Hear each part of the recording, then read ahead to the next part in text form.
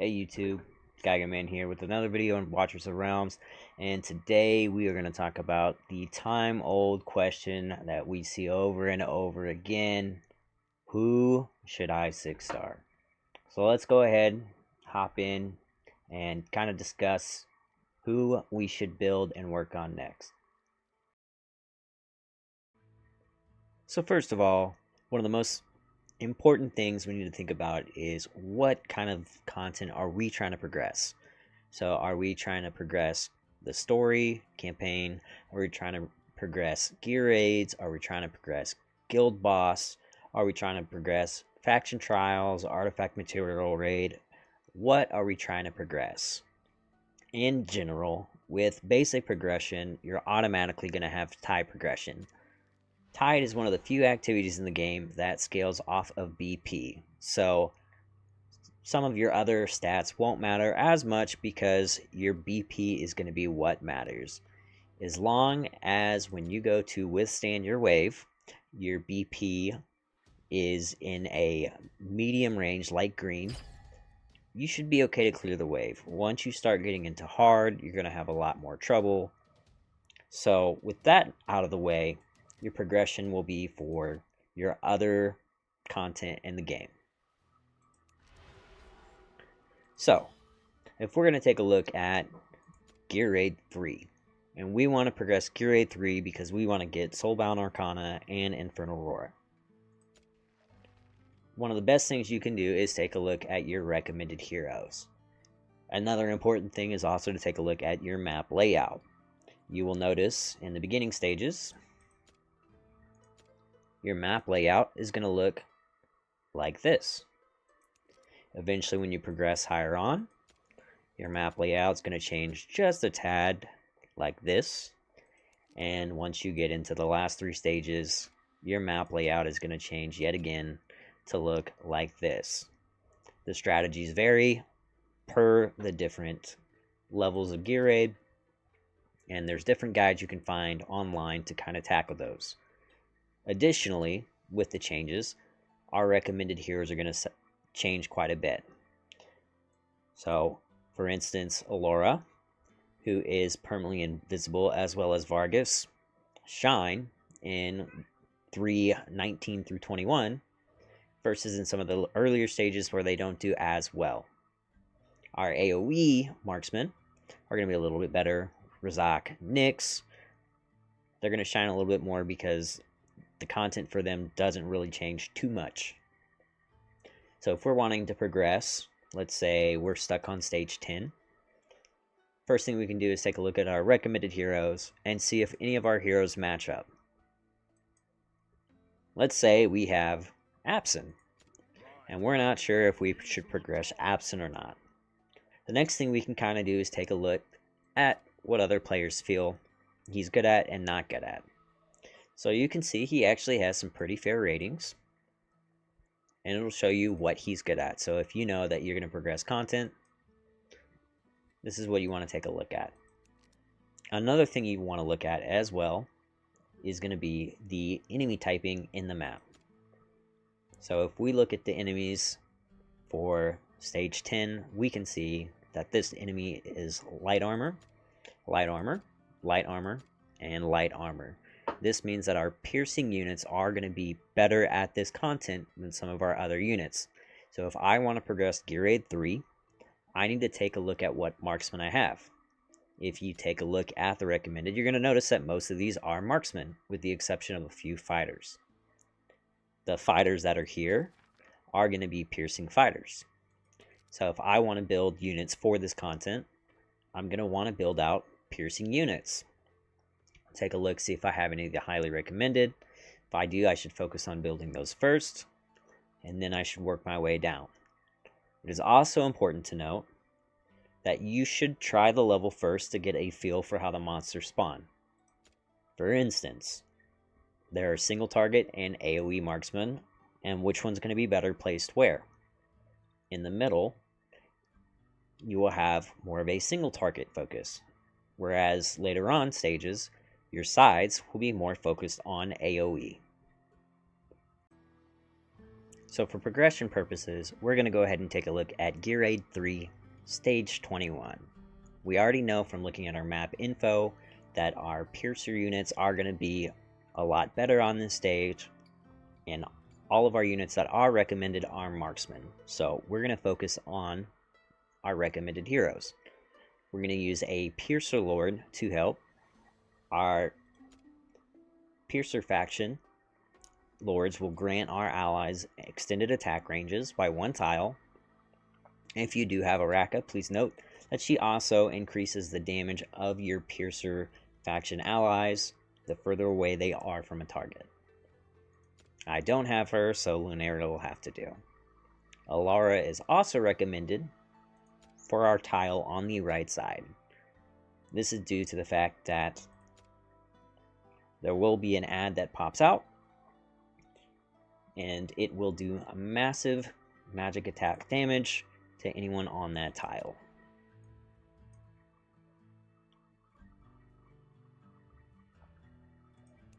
I don't have Alara, so we're going to go ahead and use Hatsit in her place. We're going to complement our Hatsit with our Nightmare Lord to increase attack speed and occasionally attack twice.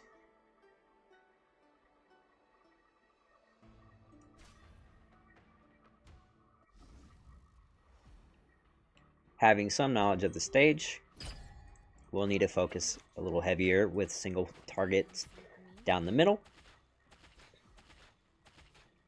And getting a look at the map, you'll see the spawn points the enemies come out of. I'll serve you right. The deep calls. For shadows can't hide.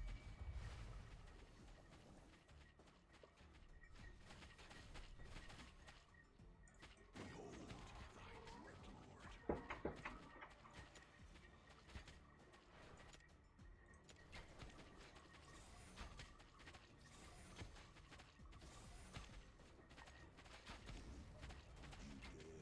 From here, we can see that we have units spawning on the left side. They will need an AoE marksman. So that is exactly what we'll choose.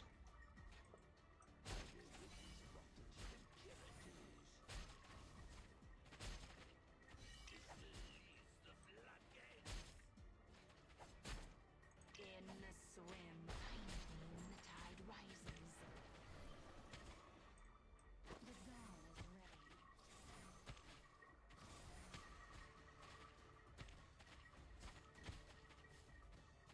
Now, a big reason why Idril is recommended on this stage is mainly due to the fact that her ult will target out at random units. So we're going to use her for that. My enemy is destiny itself. What you wish. You dare think you can resist me?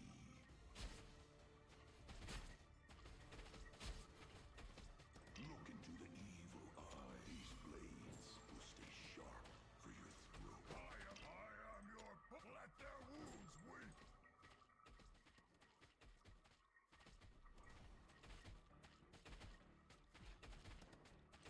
Speak no more! Silence! For he calls on me. Beware the fury of a patient woman. For our loved ones, there is no honor in death.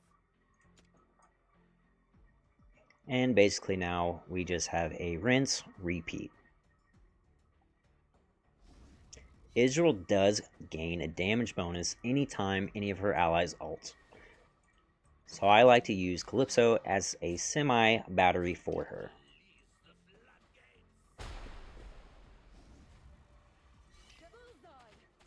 I'll serve you right. This doll is outfitted for combat. Even blood, I strike true. As you wish.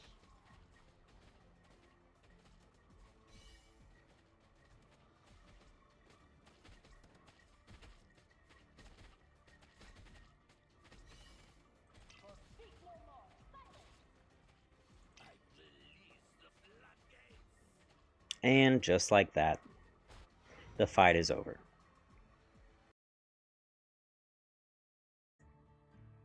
So now that we've talked about how to figure out on how to progress the content that we need, let's talk about how to figure out what units we need. So each unit is going to bring something unique to the table. We take a look at our marksmen. They each will bring something different. If we go into their skills, we can see what they do. We can see if they have a talent and what talent that will do. And we can get a good look at what their skill set is. For instance, Silas, during his ultimate, he gets the snow sniping effect, which ignores defense and magic resistance of a target for 20 seconds. This means that he becomes a powerhouse and can take on just about any unit in the game. If we take a look at someone like Hex, we can see that Hex does not do piercing damage. He does magic damage. If we take a look at his ultimate, then we can see that Hex gets quite a bit of buffs during his ultimate. He will also replace the cards that he pulls with the Joker. The cards that he pulls are during his talent. The Joker is going to do enhanced damage, so it's really going to give him a big damage boost. You can see in its talent his 3 different cards: Temperance, Death, and Strength. So he will replace those with a huge damaging card, the Joker, for that time frame. If we were progressing Gear Raid 321, he does not do piercing damage. He is a great single target unit and can be used in the middle lane against the boss. However, just understand he's not going to be as strong on the units in the beginning that are resistant to magic. If we take a look at Idril, she does our piercing damage, and her ultimate will target any unit on the map. She loses her prioritizing airborne units during her ultimate, and she will fire a string of arrows. It's also important to understand the awakenings of a unit, as they gain special bonuses for different awakenings. So we can see that during Awaken 1, Idril is going to get some bonus damage to her basic attack. She's going to get increased attack for Awakening 2. During her ultimate, she's going to recover rage for allies within 5% of their rage caps. She's going to gain attack speed for Awakened 4 and Awakened 5. Her ultimate will get extended in time every time she gets a kill. These are all things that are very important, as an Awakened 5 epic unit can sometimes surpass a legendary unit with no awakenings. We can also see somebody like Razak does piercing damage, but his basic attack will do AoE, making him good for AoE. So for the content that we're doing, we know that we need to bring a certain amount of AoE and enough single target damage to take down the boss. This will be the same for most content in the game.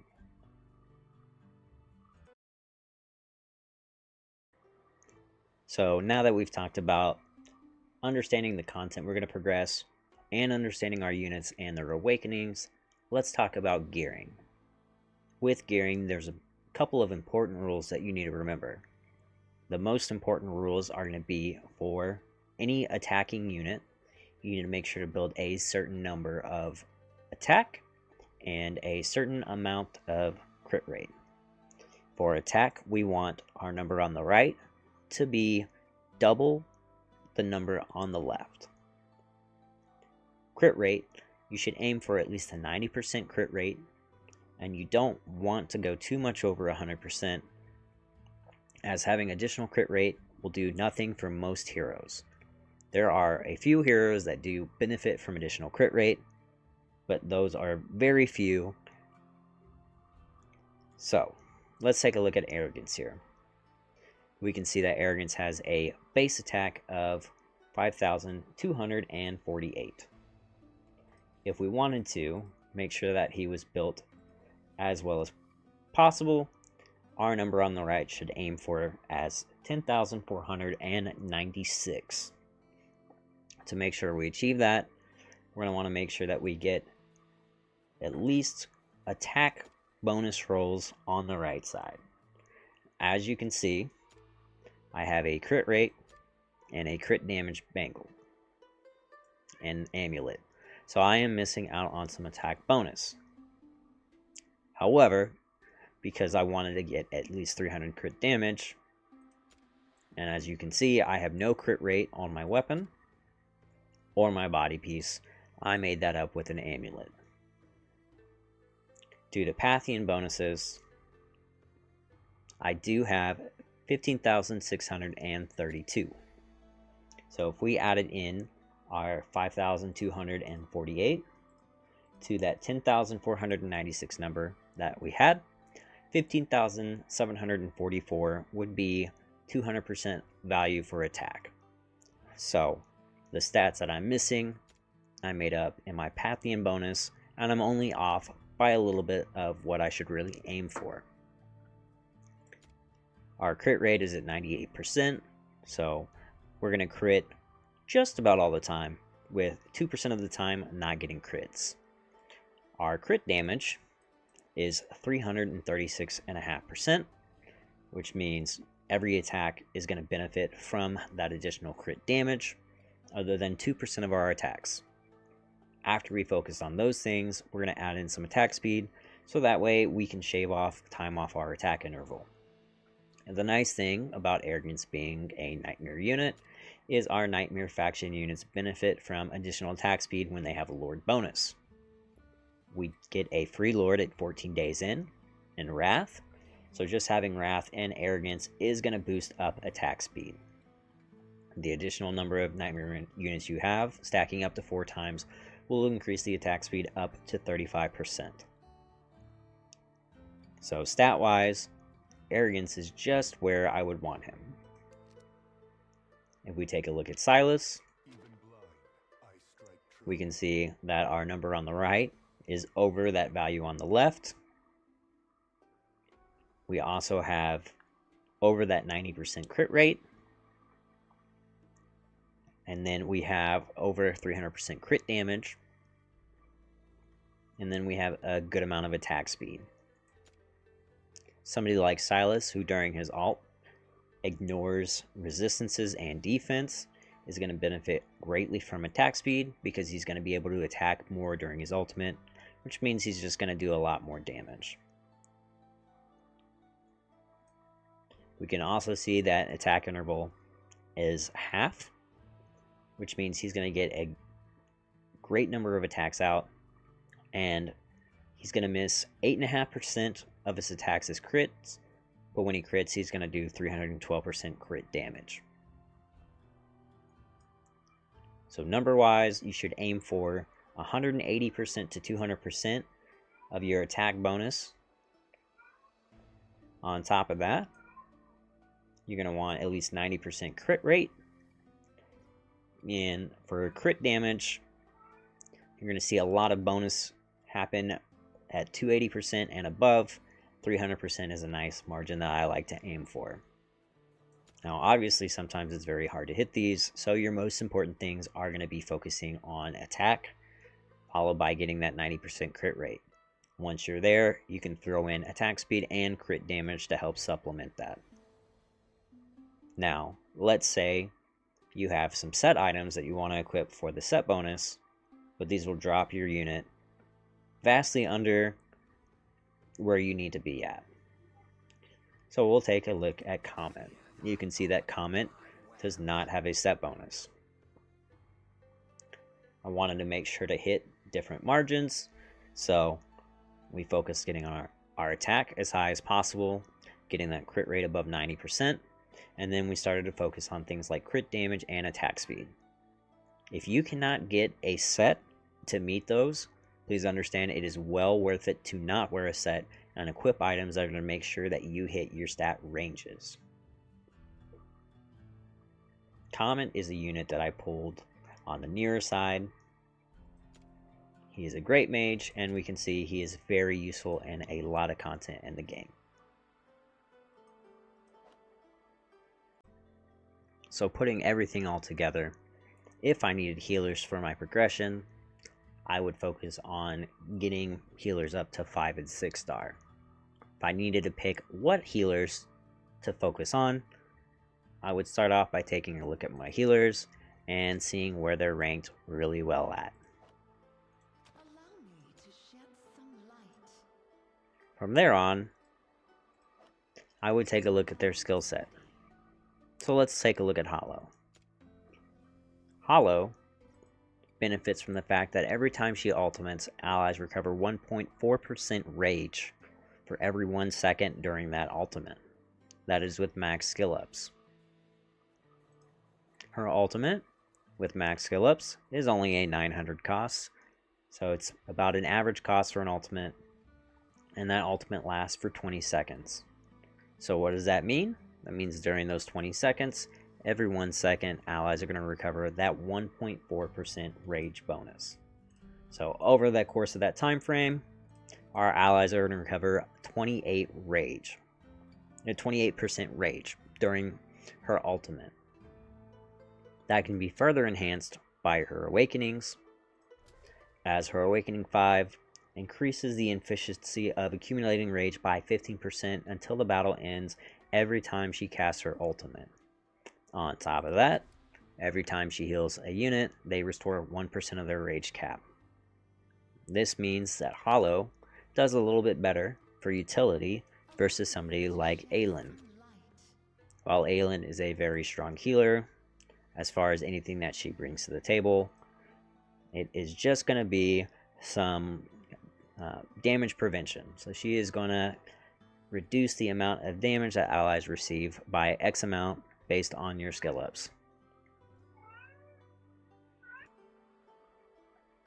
So, if I was going to do content in which I needed to focus on a strong healer, somebody like Aylin, who offers the 15% less damage received for allies, is going to be a little bit stronger than Hollow. Whereas if I needed to make sure I pumped out extra damage, Hollow is going to be my choice for that content.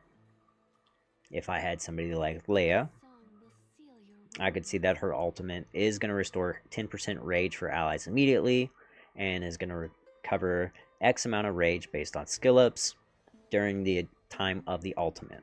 It's going to last for 10 seconds, so we can see that our allies are going to get 16% of their rage cap during her ultimate, and an additional 10% at the beginning of her ultimate. Also, when her ultimate is triggered, allies will get a damage increase. Again, this is going to be based off skill ups because she's going to get increased stat caps from her skill ups, and that damage increase is going to be 10%. We can see that with those skill ups, it stacks up to 3 times, so we're going to get that full damage bonus at the end of her ultimate. That damage increase is going to increase by 15%. With there, we have that 25% additional damage during her ultimate. Her talent, every 3 basic attacks, increases the next basic attack's healing by 50%. So she does bring some pretty strong healing to the group. She offers damage increase during her ultimate and rage regen, so she has a nice mix of utility for our team. She is a lord, so she's a little bit harder to get, but if you do get her, definitely worth focusing on. If we take a look at somebody like Sadie, her talent is going to give physical and damage reduction to allies in range automatically, and her ultimate is going to reduce the amount of incoming damage. So another very strong healer for making sure our units take as little damage as possible. Healers also differ because there's 2 types of healers. There is HP based healing, and there is attack based healing. Our HP based healers are going to be a little bit more durable because they're going to have more health than our attack based healers, whereas a lot of the times our attack based healers are going to bring some utility to the table. These are just a couple of tips and tricks to help you guys out with understanding who to 6-star and focus on with your resources. Please understand that everybody's account will be different, and any feedback you ask for will be varied due to the fact that there are a lot of biases towards different units, but understanding what our units do will help you to figure out who you need to help progress. If you guys have any questions, please feel free to reach out and I'll try to do my best. And I will leave just some epic units at the end of the video that are going to be kind of important to help with your progression and that are very beneficial to focus on early on. Thanks for watching. You guys take care.